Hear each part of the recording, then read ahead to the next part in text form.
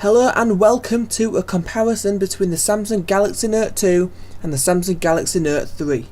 I'm Joe Nags and we'll be asking the question, is the Galaxy Note 3 worth the upgrade?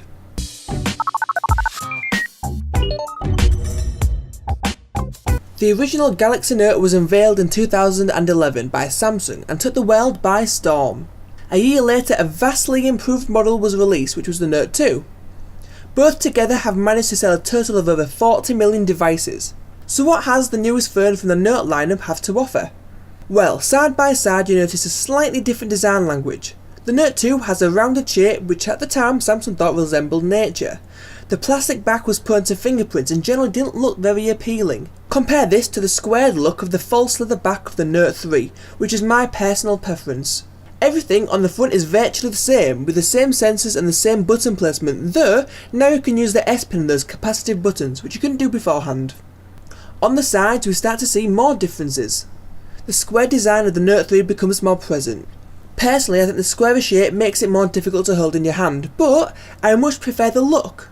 You'll also notice an IR blaster so you can control your TV, and a micro USB 3 port for faster charging and data transfer. The dimensions are quite surprising. The Note 3 is both lighter and thinner than its predecessor, which is something you notice straight away, especially its weight, which is 15 grams lighter. It's also slightly taller and narrower. Why is this surprising? Well, the Note 3 has a larger screen. To be more precise, it's 5.7 inch compared to the 5.5 inch of the Note 2. This is thanks to the slimming of the bezels, another welcome improvement. Even more impressive is the hugely improved display, which on the Note 3 is full HD, and it's brilliant. It's a Super AMOLED pen-tile display, which may worry you. I never understood all the kaboo with pen-tile, but I found it's been hugely improved on the Note 3, as these comparisons show. But the 720p screen on the Note 2 was never a problem. It was brilliant, and it's still brilliant now. Text is clear and sharp, and photos look gorgeous on both devices. Just before I leave the screen, I wanted to compare the size with my iPod Touch. It's quite amazing how the size between the devices is so different. Anyway, back to the Note comparison. There are a few other hardware changes, the processor being one of them. The Note 2 is no slow-mo. It had top of the range hardware when it was released, and a year on is still blistering fast thanks to its 1.6 quad-core CPU. Everything is quick to learn and smooth to navigate, yet the newest from the line manages to do things even faster with a quad core clocked to 2.3 GHz. I never felt a slowdown with the Note 2, and a year on I still regard this as top notch hardware.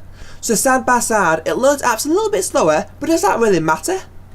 They both require micro SIM card slot, but the Note 3 has an increased battery capacity, not that much though. And it also has increased internal memory from 16 to 32 gigs, so that's quite nice. The Galaxy Note lineup also has brought the stylus back into fashion. In the previous model you could also place it inside one way, because of its shape. This was rectified in the newest model. Everything else about the S Pen is practically the same, though apparently the S Pen is lighter, and the button has also been moved, but I don't really see that much of a difference. Although the S Pen itself hasn't changed that much, it's the software that has seen most of the improvements. TouchWiz might look exactly the same on both devices, but it has quite a few cool new features. The Note 3 benefits from the features such as Air View and gestures, which you might have seen in the S4, but it's the S Pen features that are most impressive. There's now a handy menu that pops up when you take out the pen. This can take you to an array of places such as the Action Memo and the S Finder. The Note 2 didn't have such features, instead of relying on simple gestures to get around the device, but it all depends on how you use your phone. Personally, I don't use that many of the gestures and shortcuts, but it's nice to know that they're there. Plus, I'm pleased Samsung don't try to force you into using them. We see improvements in the camera department too. The Note 2 had a rather brilliant 8 megapixel camera on the back that could take some wonderful pictures.